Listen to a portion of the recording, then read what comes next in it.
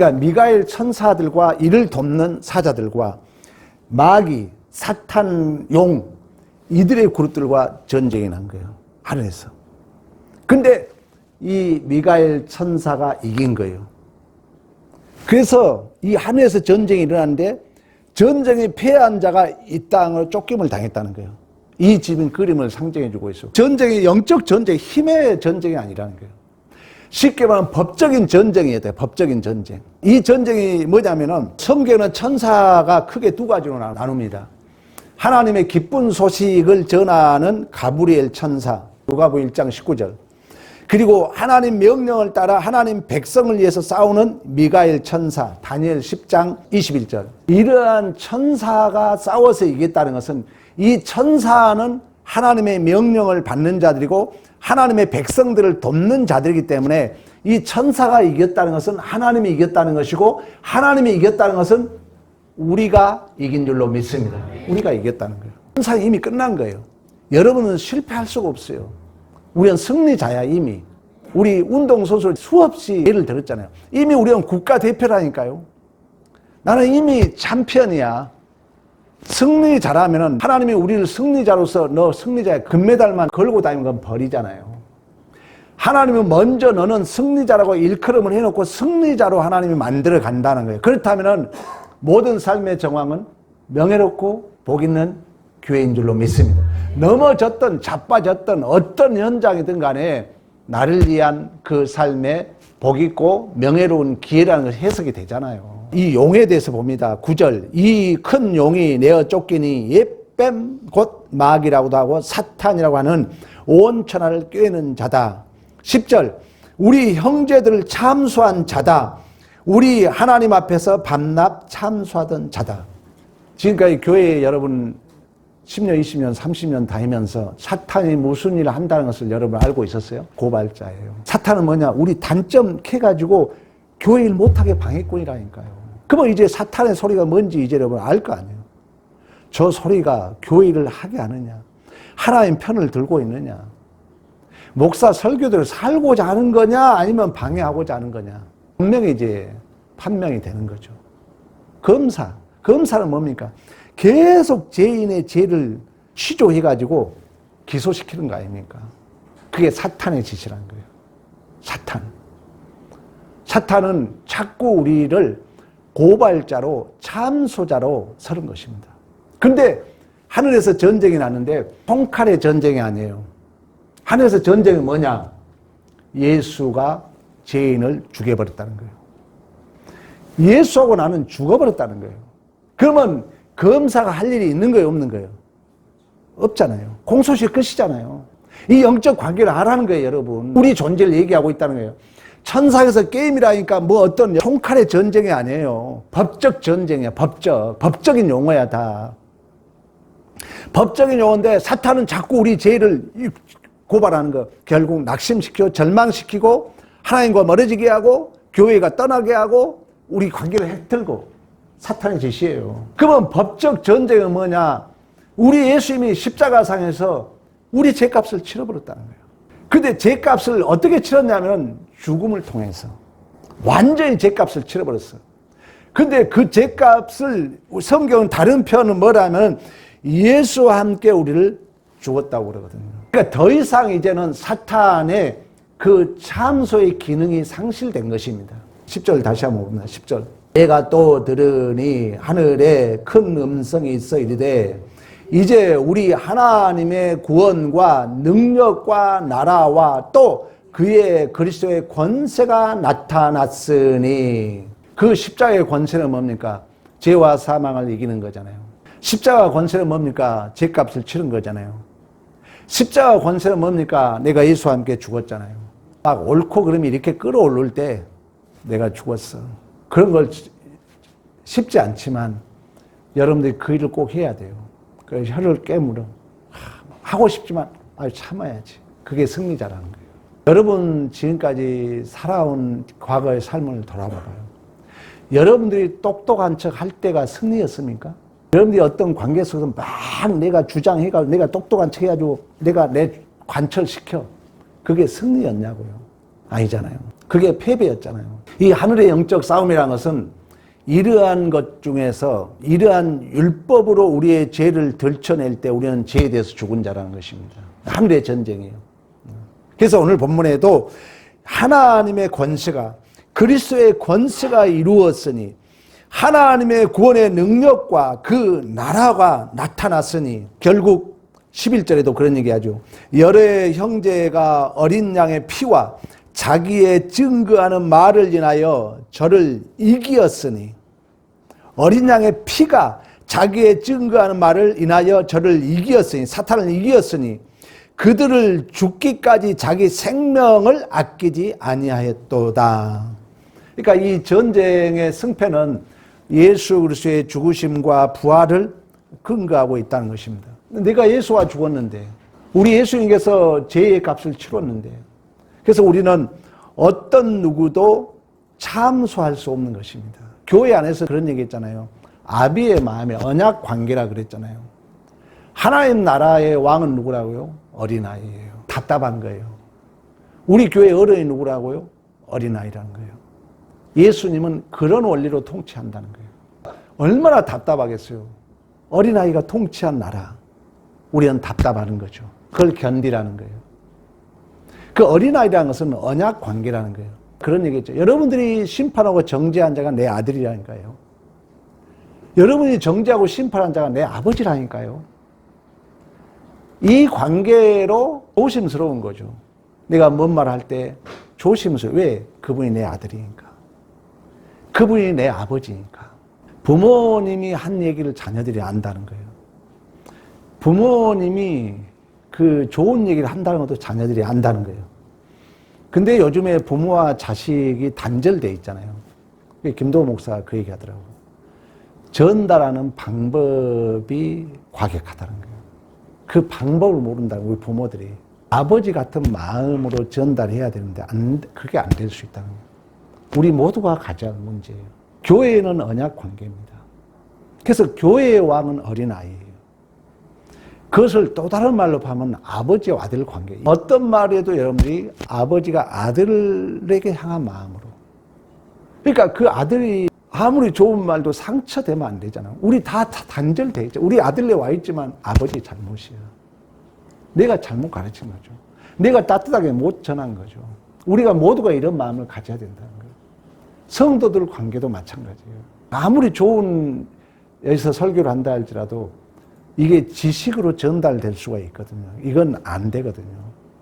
아버지 마음으로 그 아버지의 인격의 언어를 통하여 전달돼야 되거든요. 공자가 쓴 그 윤리도덕의 최고의 경제는 아버지 마음이라니까요. 도둑놈을 잡고 놨더니 내 아들이더라는 거예요. 이게 도덕의 관점이라는 것입니다. 교회도 마찬가지예요. 내가 저놈 나쁜 놈이라고 말해야 돼. 아, 내 아들이라니까 그 사람이. 내 아버지라니까 그 사람이. 그렇다고 우리의 언어가 어떻게 해야 되겠습니까? 그게 교회라는 거예요, 그게. 그 아버지, 아들과 관계를 떠나면 그건 다 율법주의라는 것입니다. 그 율법주의는 뭐예요? 내 말만 옳다는 거예요. 이건 안 된다는 거예요. 어떤 말 해도, 아, 내 아버지지, 내 아들이지. 조심스러워야 돼요. 그러니까 아버지 말 함부로 하면 안 되죠. 여러분, 기억 안 나요? 옛날 제일 큰 욕이 뭡니까? 아버지 이름 부른 거였잖아요. 어린 시절에 우리 친구들이 아버지 이름 황치영이에요. 우리 아버지. 황치영! 죽을 때까지 쫓겨가는 거예요. 왜? 아버지 이름을 함부로 불렀다고. 우리 교회의 관계가 그렇다는 거예요. 엄청 기도해도 잘 안 돼요. 설교하다 보면 언어가 톤이 높고, 거칠게 들리고, 그래서 기도 부탁했잖아요.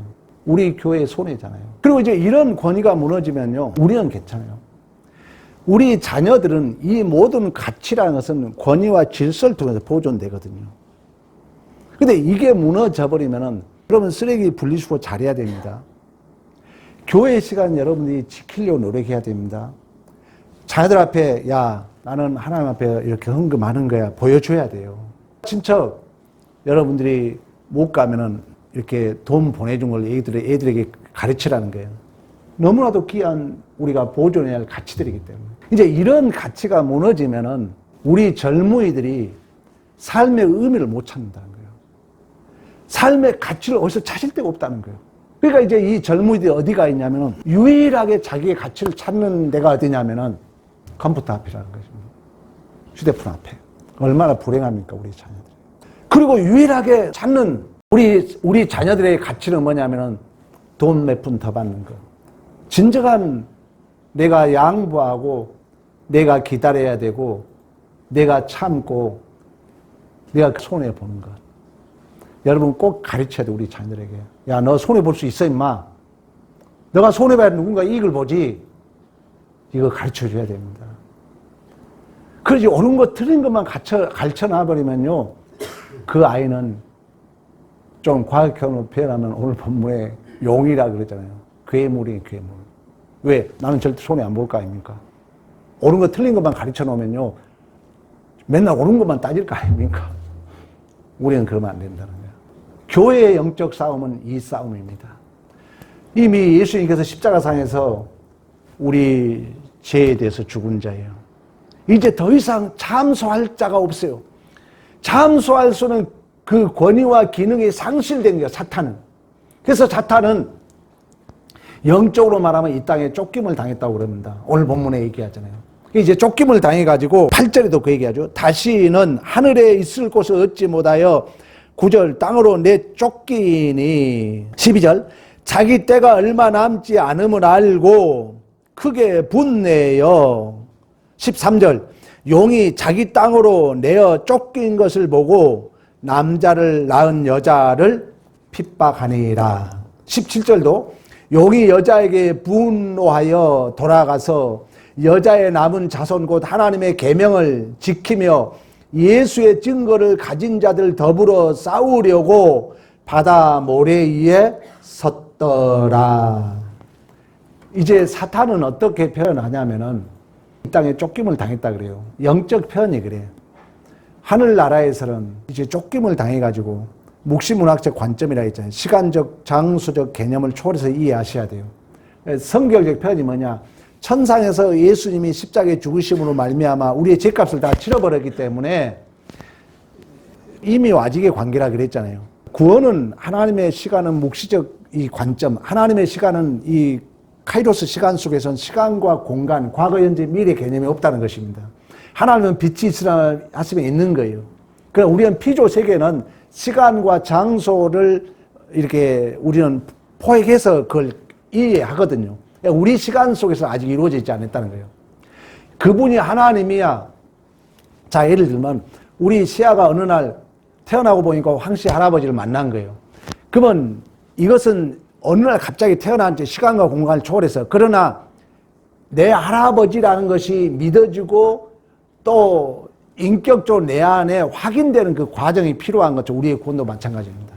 아직 그런 의미에서 이미와 아직의 이 미완료 시제가 있다는 거예요.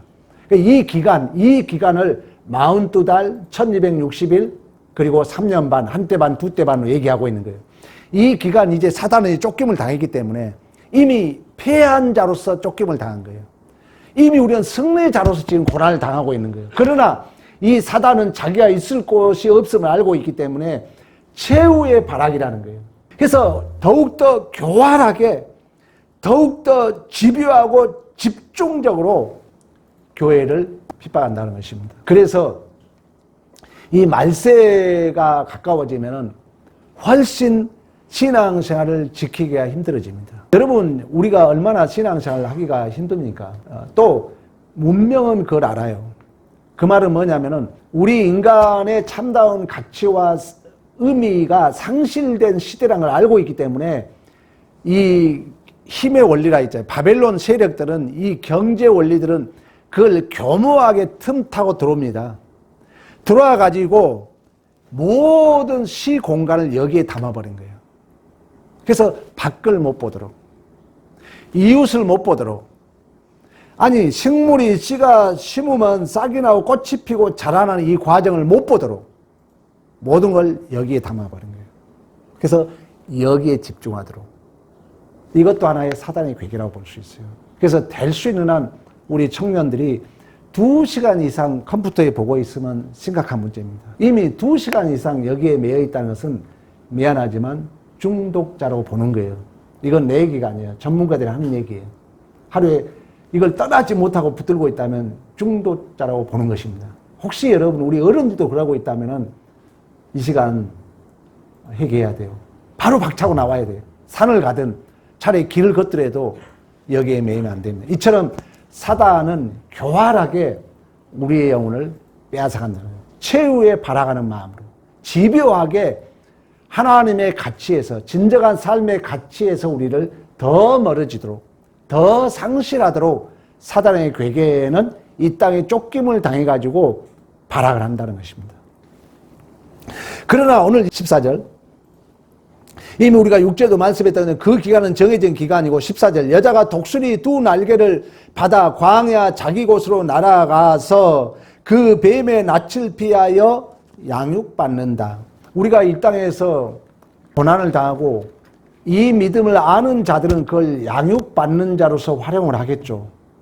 그냥 이 말씀을 듣지 못한 자는 계속 패배하고 사단으로부터 더 상처만 받겠죠. 그러나 제가 서두에 말씀했던 것처럼 우리가 쫓김을 당하고 또 이 땅엔 사단이 여전히 최후의 발악을 하는 것 같지만 그 기간은, 그 장소를 오늘 본문은 광야로 말씀하고 있고 양육받는 곳이다. 하나님이 우리를 보호하고 있다. 하나님이 우리를 지키는 곳이다. 이 얘기를 하는 것입니다. 그래서 14절에 그 얘기하지 않습니까? 큰 여자가 큰 독수리의 두 날개를 받아 광야 자기 곳으로 날아가 거기서 그 뱀의 낯을 피하여 양육받는다. 그러니까 성경 그런 얘기를 하고 있거든요. 이스라엘 백성들이 긴긴 광야 생활을 하고 있지만 하나님께서 그들을 독수리로 표현하면서 업고 왔다고 말씀하고 있는 것처럼, 또 15절 봅니다. 15절, 뱀이 그 입으로 물을 강같이 토하며, 16절, 뱀의 입에서 토하는 강물을 삼키니. 시편 18편 4절에 보면은 사망의 줄이 나를 업고 불의의 창수가 나를 두렵게 하며, 그러니까 이제 바다에서 올라온 짐승으로 표현하고 있는 것처럼 물은 악한 세력을 상징합니다. 노아 홍수 때 여러분 보여주고 있는 것처럼. 그러나 물은 또 다른 생명을 얘기하고 있잖아요. 그리고 입에서 나온 물이라는 것은 또 긍정적으로 보면은 하나님의 말씀도 상징합니다. 예수 자신을 생명수라고 표현하고 있잖아요. 그러니까 이 두 가지 중에서 오늘 본문은 뭐냐면은 결국 이 물이라는 것은 노아 홍수처럼 심판과 저주와 악한 자들의 공격도 상징하지만 생명수를 내게 하는 예수님도 상징한다는 것입니다. 그러면 이 사단이 입에서 물을 내게 해가지고 이 여자를 떠내리게 한다는 것은, 이 물이라는 것은 악한 세력도 상징하고 있지만 예수 자신도 상징하고 있는 것처럼 이중 구조가 있는 거예요. 그 말은 뭐냐면 사탄은 단순하게 악한 세력으로 이렇게 눈에 보이는 것도 있지만 그 예수를 꼭 우리가 기억해야 돼요. 가장한다는 거예요. 흉내낸다 그랬잖아요. 666이라는 숫자가 그 완전수를 흉내내고 있는 것처럼 결국 사탄은 이 가장해가지고 때로는 예수를 상징해가지고 그 교회를 떠나가게, 다시 말하면 오늘 본문처럼 말하면 여자가 그 물에 떠나가도록 하나님과 멀어지게 하고 하나님과 틈을 벌린다는 것입니다. 근데 16절에 땅이 입을 벌려 강물을 삼켰다 얘기합니다. 여러분, 삼켰다면 뭐가 생각납니까? 이스라엘 백성들이 레위 지파 중에 아론의 그 자손을 제사장으로 삼습니다. 모세가. 그랬더니 고라 자손들이 반역을 해요.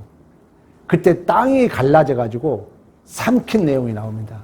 이 말은 뭐냐면 양육받는 곳이라고 말씀했던 것처럼 아무리 악한 세력의 입으로 말미암아 이 물이 또한 그 가장을 해가지고 교회를 휩쓸려 가게 한다 할지라도 하나님은 여전히 그 교회를 보존한다는 거예요.